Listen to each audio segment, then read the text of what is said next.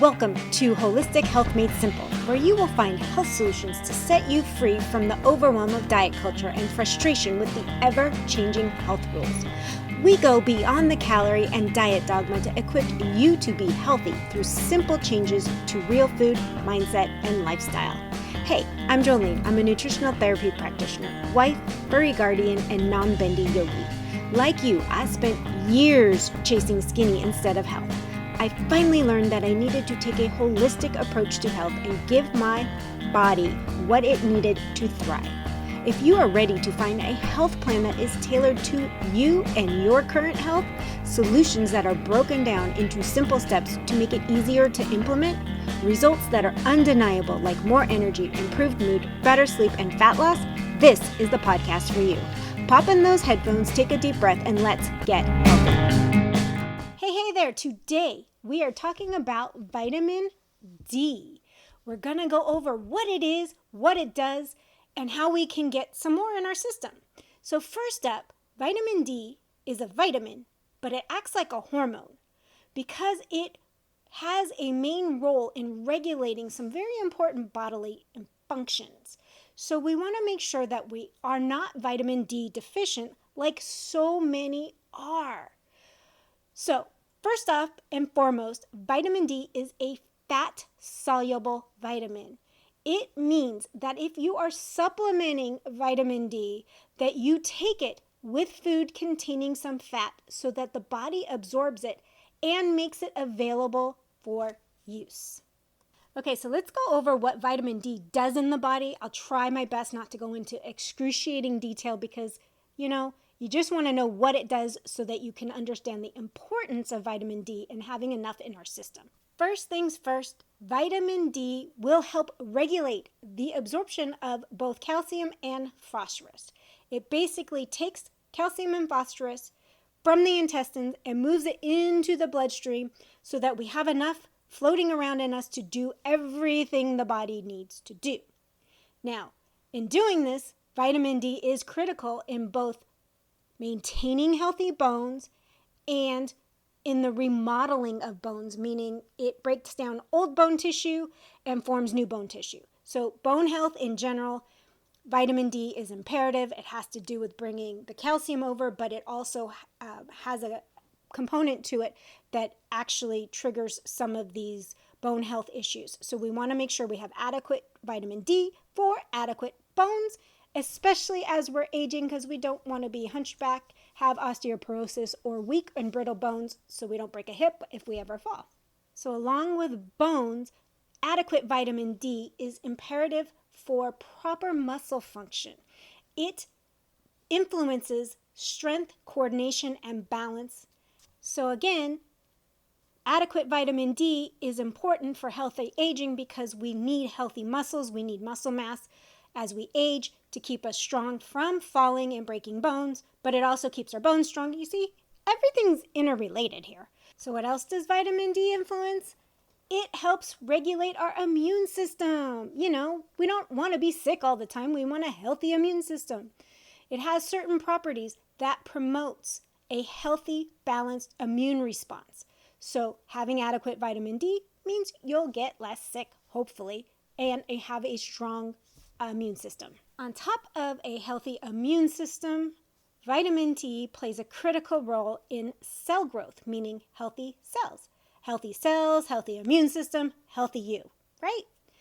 And lastly, new research is showing that there is a strong link between low vitamin D and the risk of mood disorders such as depression and seasonal affective disorder, which is the people that live where there's little sun, especially all winter long, like Alaska, some of these other places that don't get a lot of sunlight, they're finding that they get this seasonal affective disorder, which is basically a form of depression or moodiness. So low vitamin D can increase your risk of depression and seasonal affective disorder. So why are so many people actually getting diagnosed as having low levels of vitamin D or diagnosed as vitamin D deficient? Well, it could be from a number of things. So let's dive into that a little bit. One of the main reasons people are vitamin D deficient is lack of sun exposure. It's pretty simple. We spend all day in an office or all day inside our homes, in our cars. We're rarely out in the sunlight. So our body cannot do what it needs to do to convert and make vitamin D, because our body will make it from the sunlight if allowed to.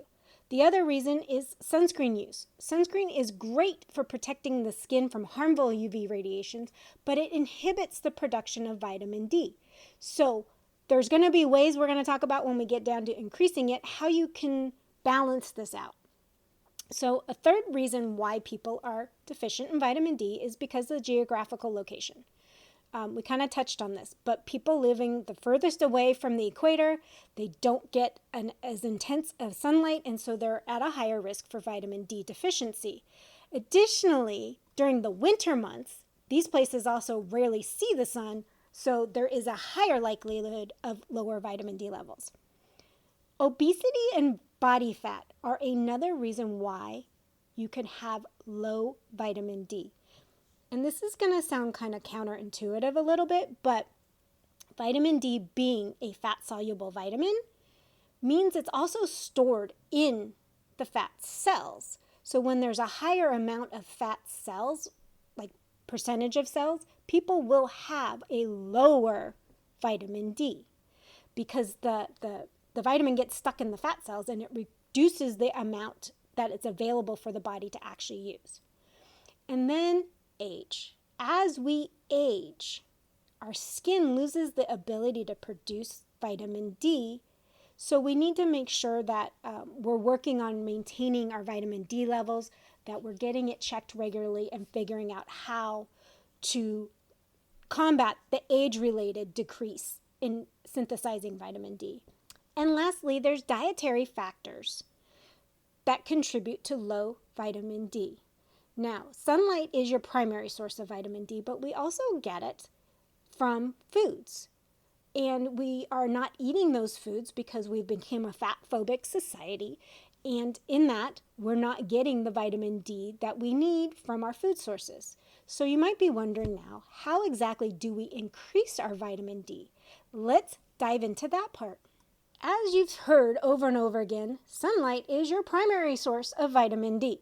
You might be wondering, well, how exactly or how much sunlight do you need? 15 minutes of direct sunlight on your skin without any sunscreen, a few times a week only, will give you most of the vitamin D you actually need. Okay, it's very important to note that if you usually avoid the sun altogether or use sunscreen, to actually take this sun exposure thing slowly. Start with 5 minutes and then slowly increase till you reach that 15 minutes. And then do it 3 to 4 times a week. I also suggest doing it in the morning sunlight, like first thing in the morning when the sun's not as strong. It's less likely for you to get sunburned then. But if you build up slowly over a course of several weeks to get to that 15 minutes, you will increase your sun exposure and start building a tolerance to the sun so you won't get sunburned. Now, another way to get vitamin D is from fatty fish, grass-fed finished butter or dairy, grass-fed finished meats. You can get it from foods. And a third way is to supplement. So when we supplement, you want to make sure you're looking for vitamin D3 and make sure that it's a good quality supplement. Don't go for the cheapest, but you don't necessarily have to go for the most expensive either. And also, when you're supplementing with vitamin D, it has a synergistic relationship with vitamin K. So you need to make sure that you're getting vitamin K from the foods that you're eating so that vitamin D truly becomes available in your system and works properly. You get vitamin K from leafy green vegetables, broccoli, Brussels sprouts, and other fermented foods. So you need to always remember that no vitamin or mineral works on its own. They all have counterparts that help them stay in balance and function properly. Vitamin D needs adequate K, then they both help with calcium. This is just another example of how we need to look at the body and what's going on as a whole so we don't throw everything out of balance. Treating a symptom often leads us to throwing something else out of balance. If you need some help, I offer virtual visits as well as building out an entire holistic health solution tailored specifically to you. You can head on over to the website and check that out. So as we wrap up, I strongly suggest sun exposure for vitamin D because besides the vitamin D, sunlight will positively impact the entire body.